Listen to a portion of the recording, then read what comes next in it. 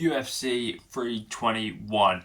Buzzing about this card. The main event and the co-main event have been announced. So we'll talk about the main event and we'll go on to the co-main event after. So the main event of UFC 321 is the heavyweight champion Tom Aspinall versus the number one ranked Cyril Gane.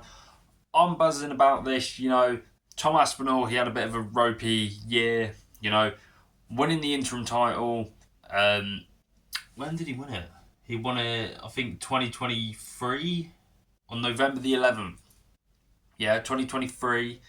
Then defended it at, I don't know if you guys will see, it was 304 over there. You can see it there against Curtis Blaze. Defended his interim title before the actual world champion did in John Jones. Got the win there, so he's got a defence under his belt, and he's now fighting Cyril Gane after John Jones vacated. It was a waste of time. John Jones, it's rather you're fighting or you're not fighting him. He's wasted a year or two of Tom Aspinall's career. But we're now back on track, and we've got Cyril Gane, who's a really good contender. Last time out, Cyril Gane had a very controversial fight against the co-main event in Alexander Volkov. And yes, a lot of people thought Volkov won. I personally think Volkov should have won, but it was a close fight. It could have gone either way, and obviously Cyril Gane did get the nod. So makes sense for Cyril Gane to get the fight for the belt. I'm excited in the fact that Tom Aspinall, he's an absolute brute. He's a fast heavyweight. He's got hands. He's got grappling. He's everything, Speed, power, grappling, strength. Even his jiu-jitsu's decent.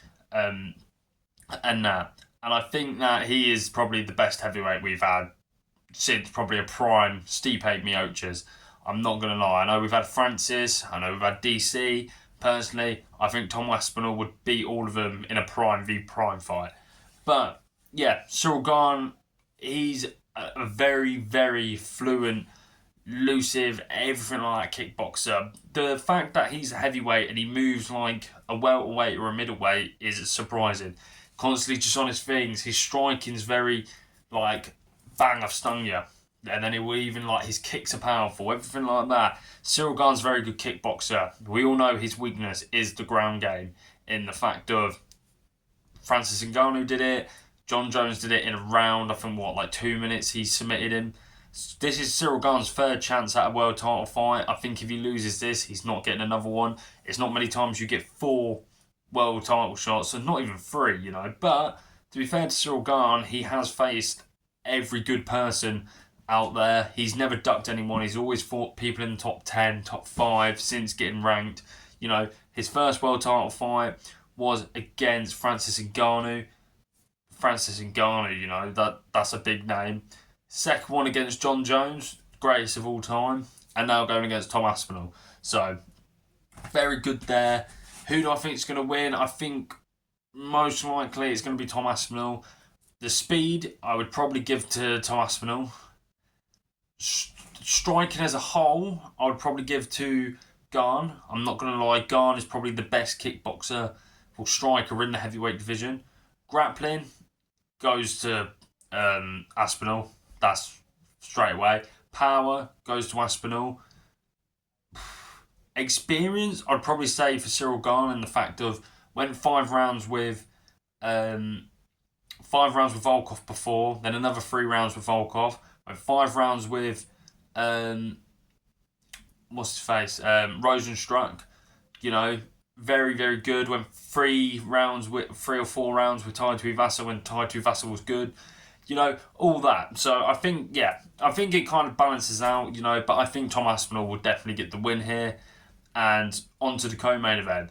This is what I loved. I said the exact same thing in my 320 thing, where the main event is for the heavyweight title and the co-main event is the number one contender fight for that division's belt in the heavyweights. We've got Alexander Volkov v Jolton Almeida. Obviously Volkov being ranked number 2, fairly, he should be 1, but it is what it is. Jolton Almeida ranked number 5, and yeah, this is perfect.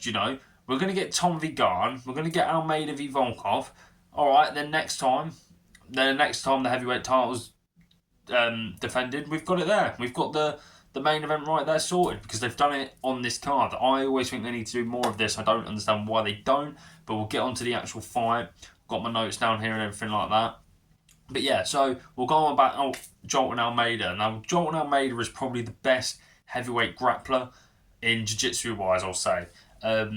His jiu-jitsu is ridiculous. He's very good. He's got good wins, against top contenders. I can't really name them off because half of them I forgot about. I'm not going to lie to you. I have. But yeah, Almeida's good. He's only had one hiccup in the UFC, and that's the Curtis Blades, who I never think gets credited enough. But yeah, he's bounced back. He's got some good wins. Well, to be fair, he's beaten Derek Lewis, Rosenstruck. I'm looking over there because I've got... Here you can see it's all the pay-per-views. On my wall over there, I've got all the fight nights from when I've started watching the UFC. So if you're wondering why I'm looking over there and down here, so I've got my posters over there for my fight nights and my notes down here just on my little desk. So yeah. But going back to the actual fight, yeah, Almeida's beaten some good guys, but no one with decent grappling or anyone. He's fought one guy and he lost to a top guy in Curtis Blades. Now, Volkov, he should have won last time out and he didn't. It is what it is. But even previous to that, he beat the most scariest heavyweight we've probably seen in recent times in Sergej Plakovic. Got a good win against him, to be fair, pieced him together. Plakovic didn't have an answer. So the fact that Volkov got that win, and Volkov's another one who's fought everyone. People like Derek Lewis. I know Rosenstruck's not in the UFC anymore, but Rosenstruck and Volkov and Curtis Blades, they're the people who have fought everyone. They've never backed down from anyone. Volkov, he's fought Gane twice. Curtis Blades, Rosenstruck, Sergej Plakovic, Tom Aspinall, now Almeida. The list goes on and on. Lewis, there's everyone. Even when there was up and coming heavyweights like Walt Harris, Marcin Topuria, Tai Tuivasa, everyone. And he's always mixed. The only guys he's lost to are people like Tom Aspinall, who is now the current champ. He lost to Derek Lewis, who fought for an interim champ just over here. He lost to Cyril Gane twice. Okay, he's been an interim champion and fought for the title, going to be for 3 times. So he's only lost to the best of the best. And I personally think that Volkov will get this win. And I think it'll be by KO. I don't think it'll be like a flush knockout. I think he'll drop Almeida to the ground and finish it with ground and pounds. I think Almeida's good. But I think at the minute, the top 3 heavyweights are Tom Aspinall, Cyril Gane, Volkov. There's no heavyweights who are coming up at the minute where you're like, yeah, that's the next guy. There's none. There's really not. Because even like Teixeira and Lewis the other week, Teixeira looked like a guy who can come up. No, he got knocked out in the first round. But yeah, that is my UFC 321 predictions. We're going with Aspinall. I don't know how he's going to... Probably a submission. We're going with Tom Aspinall on submission and Volkov by ground and pound. And it is on October the 26th.